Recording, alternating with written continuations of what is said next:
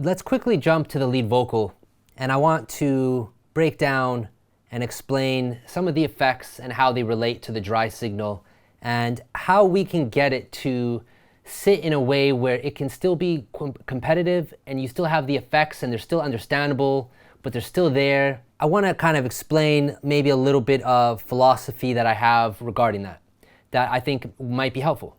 So the first thing, and to me I think this is really the answer to it, is if you have your dry signal processed in a good way and you have it, cleaned up, you have it compressed, you have it gated, you have it tuned, you have everything sounding just the way you want, where you feel happy about it. Once you have that and it's established and you have a really strong foundation, then you can add any effects you want after that and it's going to be much better. The problem that I notice sometimes is that people will be putting a lot of effects on things that it's not ready to be put effects on yet. And what happens when you do that, then you're echoing that mess, or you're echoing those mistakes all throughout all of the effects. You're echoing it through the delays, the reverbs, and everything.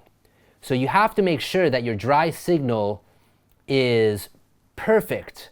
And what perfect, there is no gauge of perfect. It's really just whatever you feel is best. Once you got that, then when you start applying the effects, you start applying the slap delays or the reverbs or the rooms, or you start adding parallel compression, or you start adding a doubler, because now your foundation is so solid, those inconsistencies or those things that were in the dry signal are gone. It sounds really simple. It sounds obvious, but I have to explain this to you guys because it's a big part of what I do.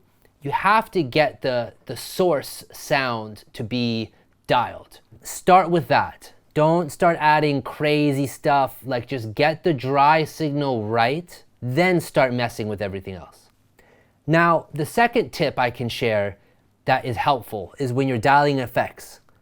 When you're first dialing effects, don't be shy. Turn it up loud. So as you guys can see here, we'll do this with the slap delay actually. I'm gonna go ahead and solo the lead here.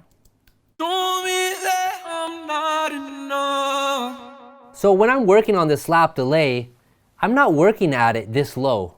Right now it's set to -9. When I'm working on any effect, and specifically this slap delay, I'm literally turning it up to 0, or I'm going up to 6, whatever.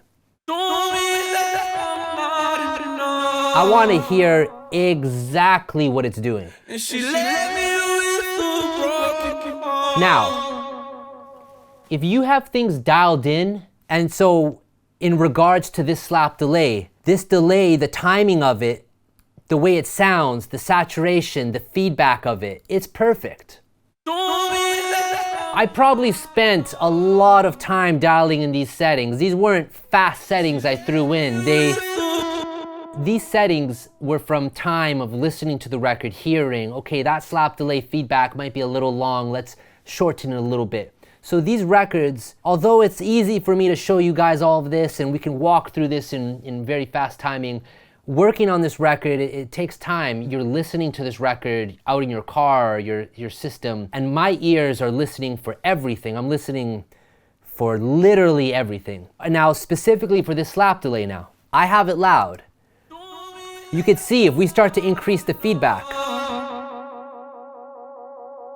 the effect's gone, it's ruined now. It's sloppy. You don't want that. If we have it too short, that doesn't sound good to me either. So it's really important to get everything dialed in just right. It can make all the difference, literally. Also, as you can see here, we're messing with we're driving that dry signal into this. This is saturating it. That saturation sounds awesome. Check this out. If we remove the saturation,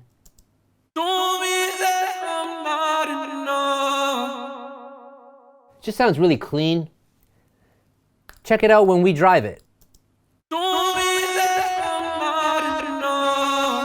It gives it way more character.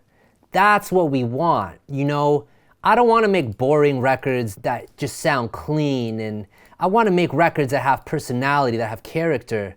And so whatever you're working on, when you're throwing effects, you gotta throw it loud, and you gotta hear what you're doing. And also, if you're working with people in the room, communicate to them. Let them know, let the writers know, let the artists know.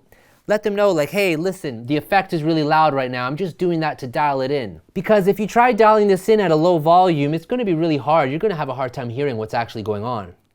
But what happens now is once you have the effect loud, and once you have it dialed in a way that you like, now you could start blending it back. Let's go ahead and do that right now.